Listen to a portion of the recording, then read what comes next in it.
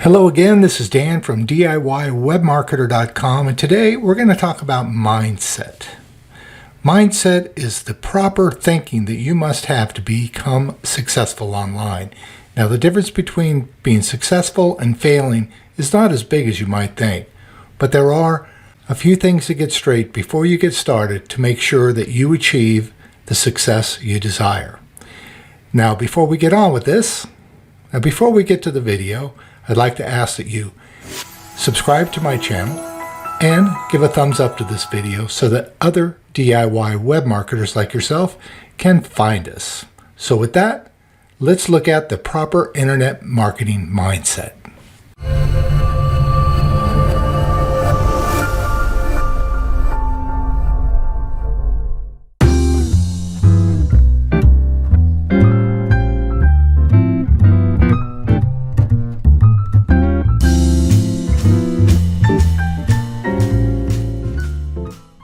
Talking with you today on the proper internet marketing mind state to have to get the best results in your business.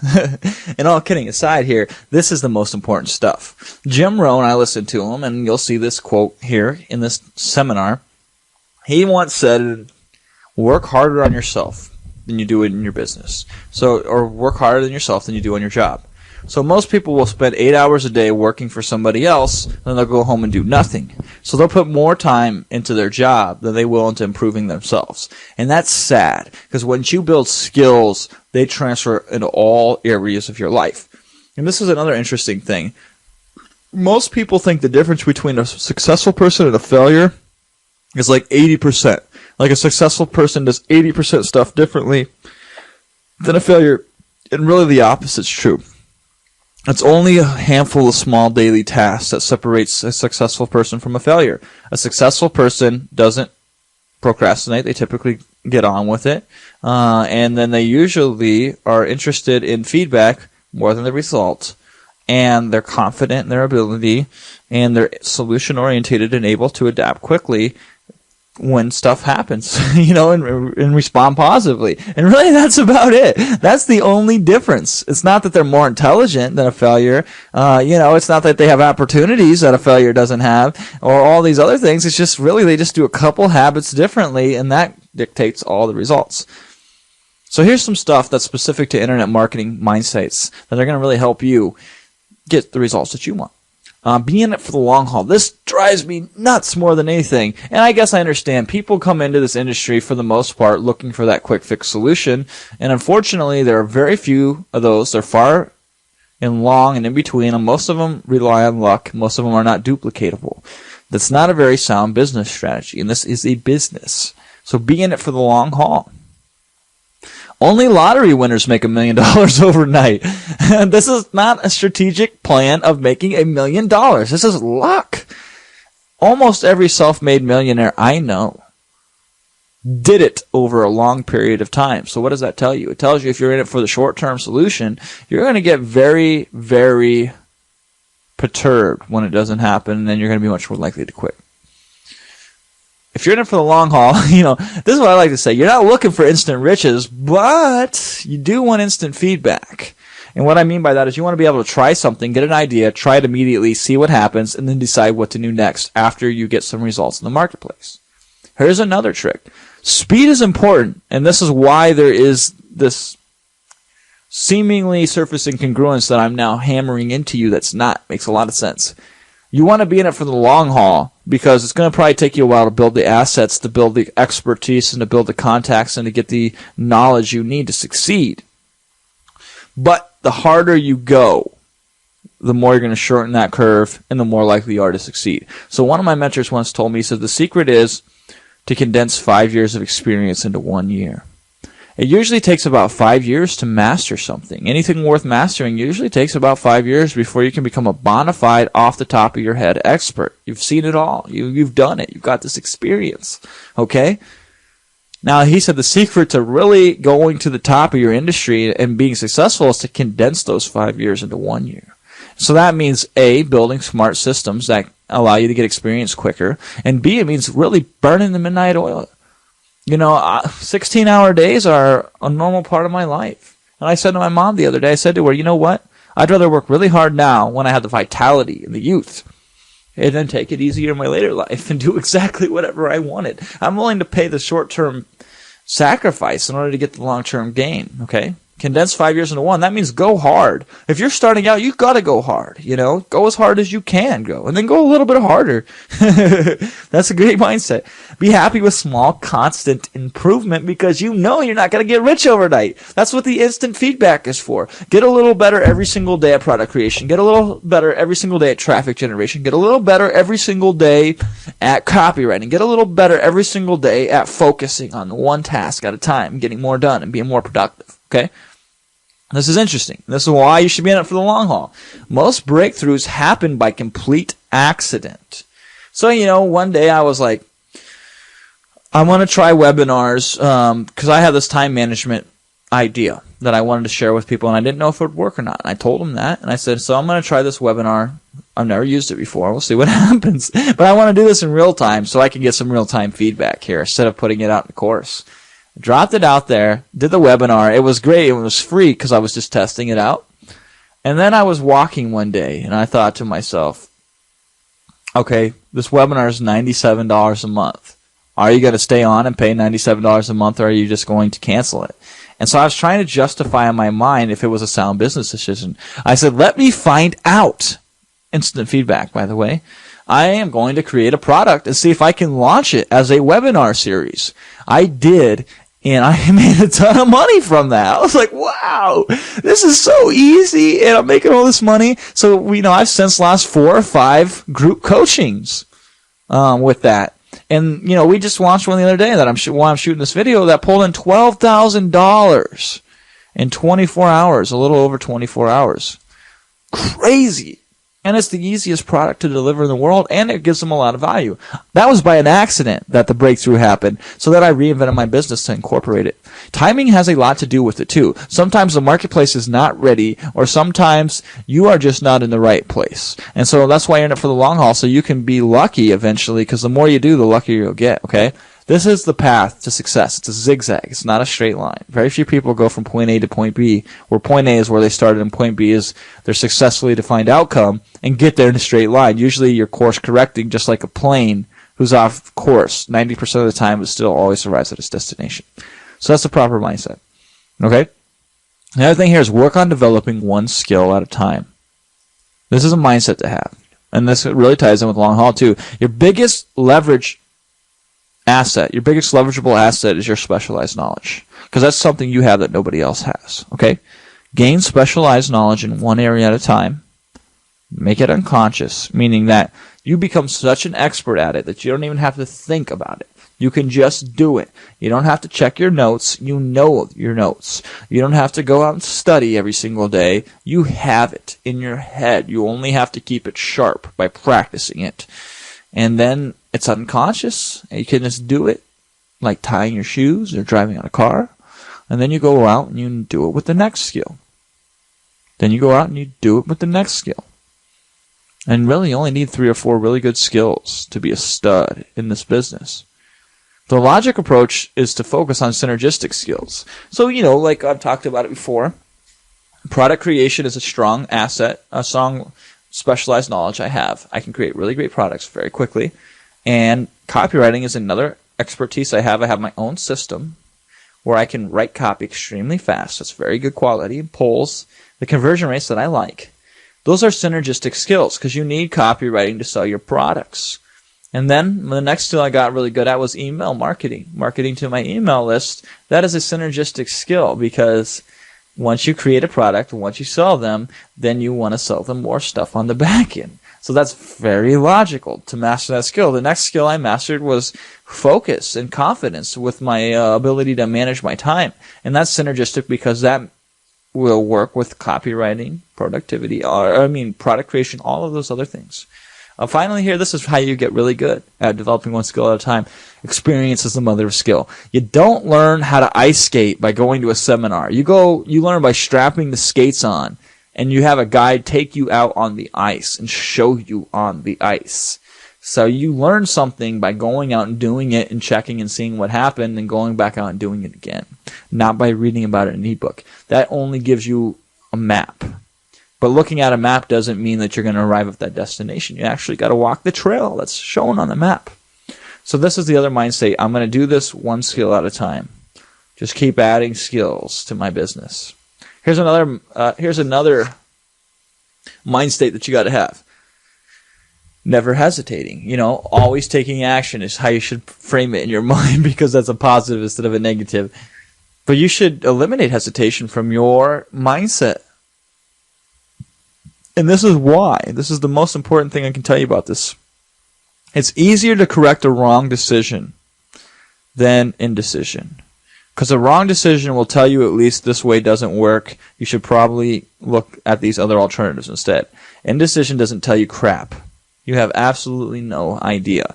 So it's easier to correct a wrong decision than it is to correct indecision. It's actually easier to make a wrong decision right than to get the right decision right off the bat. Because you're usually never right away. You're usually close, and then you correct the rest of it to get right on the money. And speaking of money, money is very attracted to speed. Money loves speed. It's so seductive. Speed seduces money. Says, hey, baby, want to go out on a date with me? Money goes to those who act quickly. And so knowing that's a money magnet, you should say, if money loves to be around people who are quick to act, maybe I should be quick to act. And if I can't, I have to create a strategy that will then allow me to. I like to ask people, has there been a time in your life where you absolutely acted immediately and you never hesitated? And they're like, absolutely. I'm like, okay, so you can do that. Now we just got to figure out your strategy that gets you in that state of mind so you can take action. And when we do that, this is what I heard Richard Bandler say one time, and I love this. He who hesitates waits and waits and waits and waits. So do you want to be a waiter or do you want to be a receiver, getting it done and getting some stuff from it? So don't hesitate, because you just won't get anything from it, okay? The biggest difference between successful people and the norm is their speed of implementation. Like we were talking about earlier, it's only a handful of differences that separate the winners from the losers. It's only those 2 or 3 or 4 daily tasks and their approaches to those. And one of those tasks is winners are very quick to take an idea and turn it into something tangible. And as I said earlier, work harder on yourself than you do on your business. Meaning that if these are problems for you, you should be setting aside some time every single day where you're doing this stuff to become better at taking action, to be better at learning how to handle criticism, to be better at creating undeniable and unsatiable desire. If these are problems for you, you have to handle them. You have to set aside time every single day where you become better as a person with your qualities. So work harder on yourself than you do on your business until you get those qualities that you want. Then you can do anything you want in any business. The next thing here is how to learn to handle criticism. This is very important. This is what kills and cripples a lot of people. You can't please everybody, all right? And why would you want to anyway? Would you want to please serial killers and bad people, that dictators who commit genocide? Would you want to please them? Would you want to please people who will then take your information and use it maliciously? I don't think you would. So why try to please everybody? Anyway, this is what I say, and this is what really justifies it in my mind. This is the corollary to that. Some people are looking for a reason to get offended. They wake up in the morning waiting to get pissed off at something. It's just how they're hardwired. And I say, hey, I might as well provide them with that value. Obviously, there's some value that provides them in their life. Otherwise, they wouldn't be doing it. I might as well be the guy that gives them that value. So when I offend a couple people, if I'm not doing it intentionally, but it just happens as a course of nature, I say, good. They were looking to get offended. They got offended. Job done. Different people need different things anyway, okay? Now, check this out. This is why criticism is going to happen to you. When you try to turn something intangible to something tangible, you never know what's going to happen. So here's what we're doing. We're taking ideas that don't exist in the world, that only exist in our mind, and we're transforming those things from an idea into a thing. Maybe it's a report. Maybe it's a blog post. Whatever the case may be. You're taking something out of thin air and turning it into something that they can see, touch, feel, taste, whatever. And when you do that, who knows what the hell's going to happen? Sometimes it comes out right, sometimes it doesn't come out right. And the thing of the matter is you really don't know what's going to happen until you try it. So some people are going to criticize you. And a lot of people who do nothing, sit on the sidelines, they're the biggest criticizers. And they're the people that you should care least about anyway, because they don't know what it's like to actually get your hands dirty and get in this game. They've never really done it before. So proper marketing mindset. Let's move on. Know when to get out. This is a very interesting one. A lot of people don't. They've been conditioned with this stupid corollary that they say quitters never win. And that's stupid. Every successful person I know has quit several times. Why? Because they chased several different opportunities and most of them didn't work. So they quit doing those opportunities and instead said, I'm going to go off and try something else instead. Overall, they never quit. But they quit a lot of times when they were going down a path that they perceived to be a dead end. And I say I'm happy with 3 out of 10. If I try 10 new business things and only 3 of them work, awesome. Then I'll keep those 3, try 10 more things. 7 of those won't work, I'll keep the 3 that do work. That's 6 things. Pretty soon I got 9, 10, 12, 15. You know, I got like 100 things that work now. Awesome. And I only could get to those 100 things because I got rid of those 7 things each batch of 10 that didn't work, okay? I did a consult with a guy one time. He was like, Jay, I need to get money, man. I'm going to be out on my ass in 3 months. If I don't, I'll have to move. Get out, they're going to kick me out. And I said, okay, let's look at what you're doing right now. He's like, well, I'm making money, man. Here's what I'm doing. He showed me my model. And I said, okay, so it takes you this amount of time to write this article. This article on average too easy and gets these many clicks. Out of those people that go to your site, these many people end up clicking on your AdSense ads, because that's what he was using. And then you make this much money a month. I averaged it out. I'm like, you're making $1.29 an article? And and in my head I thought, did it ever occur to him to run the numbers and to get out? This model wasn't working for him. He needed to quit doing that and find a new approach. And I told him that. I'm like, don't do this anymore. We've done this in live coaching classes. A lady said, I'm working on this book that does blank. And I'm like, whoa. I go, in my professional opinion, I say stop working on that book because it's probably a loser, and instead do this and it'll probably be a winner. But they didn't want to get out. They were invested in their own idea, so whatever. But you can't manage what you can't measure, so you got to be measuring constantly what's working for you and what your time's worth. And if it doesn't give you the results you want after a certain period of time of you trying it, either change your approach or get the hell out and try something else instead. I know it's counterintuitive to what people tell you, but it's true.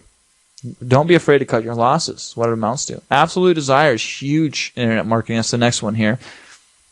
This is the one single thing that's better than any NLP strategy that exists on the planet, or better than anything else when it comes to motivation or anything for that matter, and that's absolute desire. It will keep you going when you want to give up. I have cultivated a burning desire, and I think Napoleon Hill cites that as the most successful common trait that millionaires have. I got this desire where I'm just going to make this work one way or another. I will either find a way or I'll create one. You know, give me a lever and give me a big enough lever and I'll move the whole entire world. That's what my mindset is, because I got that desire. If you aren't passionate about what you're doing, at least 80% of the time. Now, there's 20% where you should be like, shoot, I want to get this, I don't want to do this, but that's because you're pushing yourself hard, and that's good. But most of the time, if you're not passionate about what you're doing most of the time, then you're either doing the wrong thing or you have the wrong approach. You either need to change how you're approaching what you're doing or change what you're doing. So that way you're passionate, because that's the fuel that's going to push you to the next level. It's absolutely mandatory if you're going to succeed, unless you do win the lottery and get lucky. But again, that's not a good thing to bank on. Finally, commit to do the things that most people won't do. This is the hardest part, but this makes all the difference. Winners do the things losers don't. That's what makes them winners. The trick is to figure out how to motivate yourself to do those things, because they're the things that are obvious, but they're the things that make all the difference, because people just can't, they don't come up with a solution to figure out how to get there and do those things.